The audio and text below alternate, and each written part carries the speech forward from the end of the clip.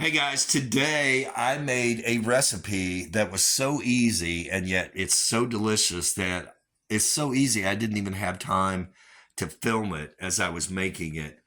I was making another video. But these are what I call smashed potatoes. And what I did was I roasted it was 5 pounds of potatoes. I think it ended up being 13 altogether.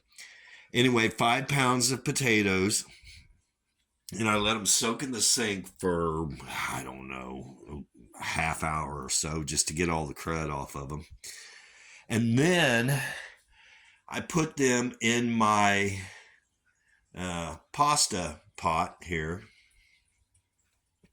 and let them cook for about, I think it was probably 45 minutes or so until they got really soft. I took a toothpick, the toothpick went through them and everything. And then I put them on the cookie sheets and I took a big spoon, I smashed them down, and then I loaded them up with seasoning. My seasoning right now I put on there was Cavender's, the Cavender's all-purpose Greek seasoning. I like it really a lot, quite a lot. I season a lot of my vegetables with that. And some mild cheddar cheese, and put them in the oven to bake at 425 for probably, I don't know, maybe 25 minutes. And this is what they turned out. And I took a nap after that. And that was about 5 hours ago. So this is what they look like.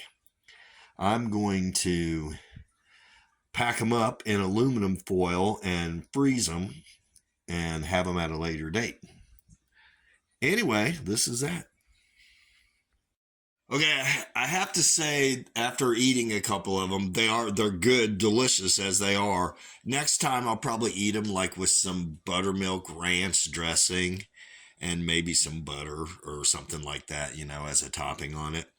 But for now, I'm packing them in aluminum foil and going to put them in my freezer for future usage.